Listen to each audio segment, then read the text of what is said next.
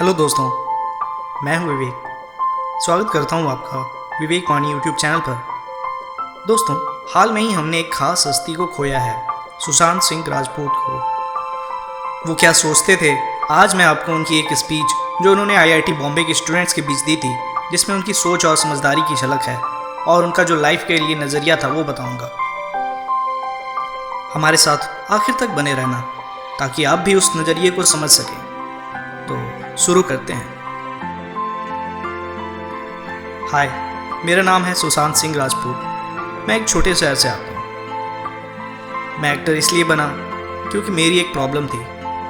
मैं एक इंट्रोवर्ट था। मैं फैमिली में सबसे छोटा था। मुझे इतना लाड प्यार मिला कि जब मैं घर से बाहर जाता था तो मुझे पता नहीं था कि लोगों से कैसे बात की जाती है। उस लाड प्यार की वजह से मैं एक शर्मीला और एक इंट्रोवर्ट बच्चा बन गया। मुझे अब भी बात करनी नहीं आती। मुझे स्टेज से डर लगता है। एज एन एक्टर मैं उन सब फैसिनेटिंग कैरेक्टर के पीछे छुप जाता हूँ जो कॉन्फिडेंट नज़र आते हैं।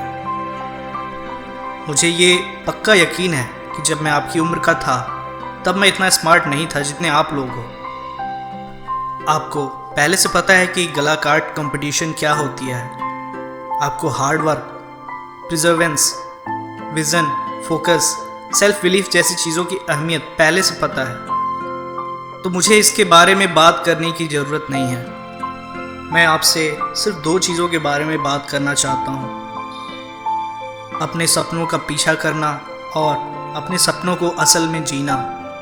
जब मैं अपने करियर की शुरुआत कर रहा था तब बदकिस्मती से दो बातें मुझे किसी ने नहीं बताई थी, और वो दो बातें हैं कामयाबी के बारे में एक सबसे बड़ा झूठ और एक सबसे बड़ा सच। सबसे बड़ा झूठ ये है कि money plus recognition equal to happiness equal to success.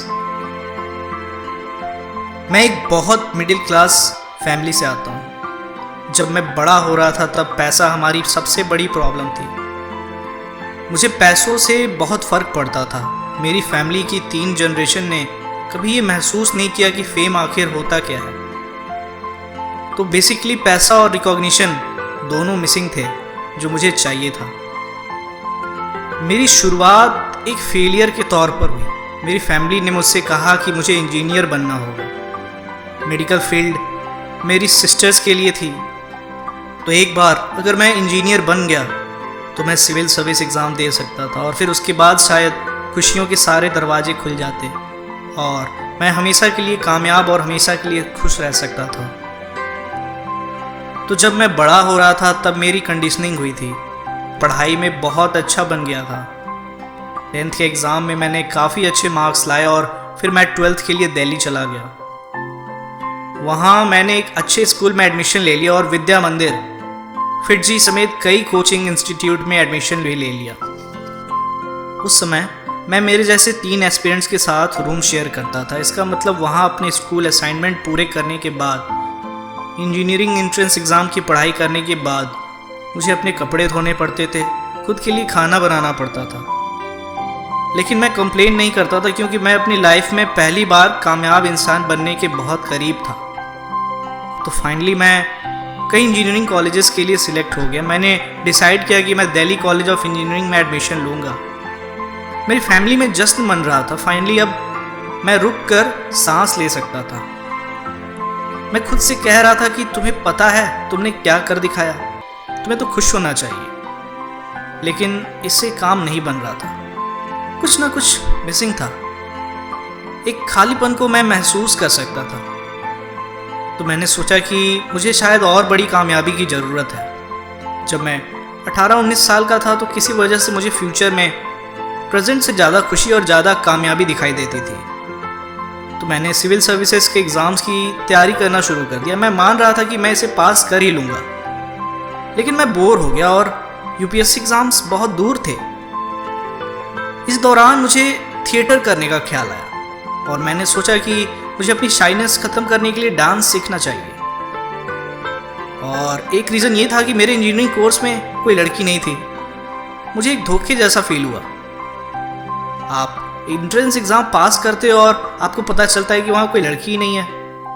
तो किसी ने मुझे बताया कि डांस स्कूल में बहुत गुड लुकिंग लड़कियां हैं, तो मैंने सोचा कि चलो वहाँ जाते हैं। तो जब मैंने परफॉर्मिंग आर्ट शुरू किया तो एक चीज़ के लिए मैं श्योर था, वो ये कि मुझे ये बहुत पसंद आ रहा था। और 3 साल बाद मैं कैंपस में बैठकर ये सोच रहा था कि ठीक है, मुझे परफॉर्मिंग आर्ट बहुत पसंद है और कुल मिलाकर मुझे पैसा और फेम ही तो चाहिए, तो क्यों ना मैं एक फिल्म स्टार बन जाऊँ।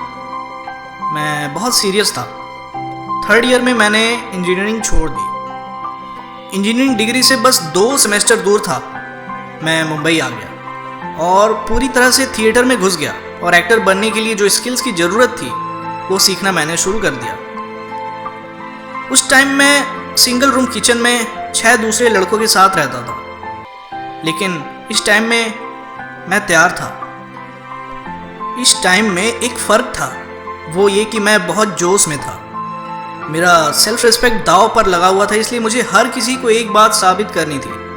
मुझे अपने परिवार को एक बात साबित करनी थी और सबसे ज़रूरी मुझे खुद को एक बात साबित करनी थी। और ये वो टाइम था जब मैं एक बैकग्राउंड डांसर था और मैं हर उस स्टार के पीछे डांस कर रहा था जिनके बारे में आप सोच सकते हो। शाहरुख खान, शाहिद कपूर, हर कोई।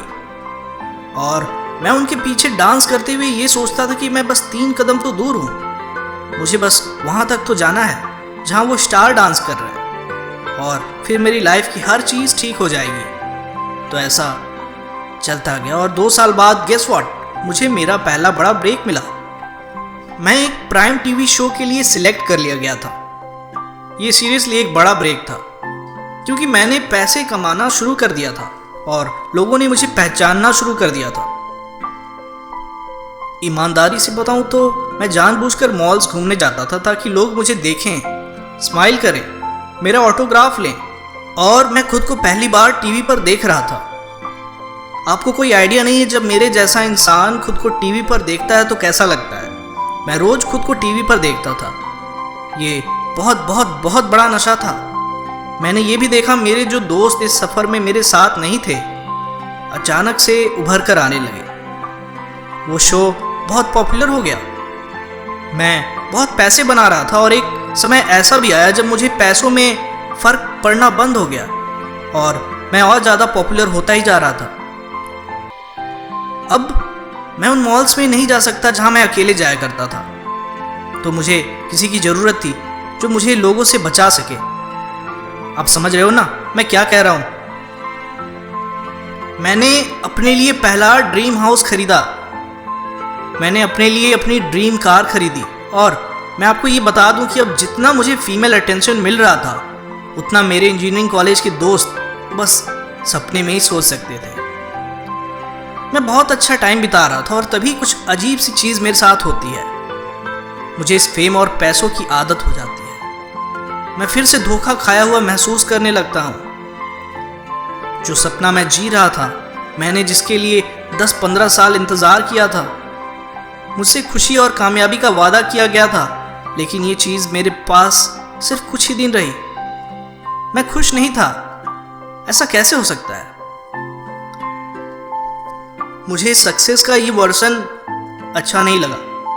मुझे फिर से प्रेजेंट से ज़्यादा फ्यूचर में ज़्यादा कामयाबी और खुशी दिखने लगी। तो मैंने डिसाइड किया कि मैं कुछ और करूँगा। अब आती है दूसरी बात, सबसे बड़ा सच। मुझे पता चला कि जो चीज़ें हमें बड़ी दिखती हैं वो जब हमें मिल जाती हैं तो पता चलता है कि वो बड़ी नहीं है। अपने पास्ट में देखकर मुझे रियलाइज़ हुआ कि छोटी छोटी चीज़ें ही बहुत बड़ी चीज़ें थी। इन सालों में मुझ पर बस यही जून सवार था कि आगे क्या होने वाला है। मैं फ्लो चार्ट्स ड्रा किया करता था, अगर ये हुआ तो ये करूँगा और 6 महीने में यहाँ पहुँचूँगा। मैं अपनी लाइफ को कंट्रोल में रखना चाहता था। मुझे अपने फ्यूचर को लेकर जुनून सवार था। मैं पास्ट की पूरी रिस्पॉन्सिबिलिटी तो ले रहा था, लेकिन मैं पास्ट और फ्यूचर के बीच में झूल रहा था और प्रेजेंट में नहीं जी रहा था। मुझे पता चला कि जब मैं स्टेज पर या कैमरे के सामने परफॉर्म करता हूँ तो बहुत एक्साइटेड रहता हूँ। मैं उसमें इतना खो जाता हूँ कि मुझे पास्ट और फ्यूचर की फिक्र नहीं रहती। मैं बस उस लम्हे को जीता था और जब मैं परफॉर्म कर रहा होता था तब सही मायनों में मैं जिंदा होता था। और पहली बार, मुझ पर विश्वास करिए कि पहली बार मैंने ये समझा कि सक्सेस का असल मतलब क्या होता है। ये पैसा और फेम नहीं था, ये प्रेजेंट था और एक्साइटमेंट था। जब मैं स्कूल में था तो शाम 4 से 5:30 तक का समय ऐसा था जब मुझे बाहर जाना और खेलना अलाउड था। मुझे इंजीनियर बनने के लिए कहा गया था, लेकिन मैं तो कुल मिलाकर बस 4 बजने का इंतज़ार करता था और 4 बजते ही मैं बाहर जाकर खेलता था और वो 1.5 घंटा 5 मिनट के जैसा लगता था। मैं इसे तब नहीं समझ पाया, लेकिन अब बहुत ऑनेस्टली और कॉन्फिडेंटली मैं आपसे ये कह सकता हूँ कि वो 4 से 5:30 बजे वाला टाइम राइट नाउ पिछले 5 सालों से जी रहा हूँ। कॉज और इफेक्ट अलग अलग चीज़ें नहीं हैं, एक्साइटमेंट ही कॉज और एक्साइटमेंट ही इफेक्ट है। तो 5 साल बाद मैं यहाँ हूँ और मेरे पास बहुत सारा पैसा और फेम है, लेकिन अब मेरी लाइफ में पैसा और फेम की कोई औकात नहीं है। तो दोस्तों, आज की वीडियो में बस इतना ही। उम्मीद करता हूँ आपको इस वीडियो से कुछ सीख मिली होगी।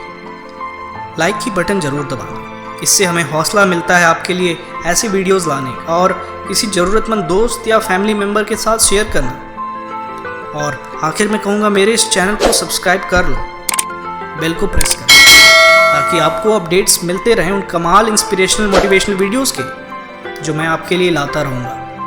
अगर फेसबुक पर देख रहे हो तो दोस्त हमारे पेज को फॉलो करो, और हाँ, लाइक और शेयर ज़रूर करना। आज के लिए इतना ही, अपना ख्याल रखना। मिलता हूँ अगली वीडियो में। अलविदा।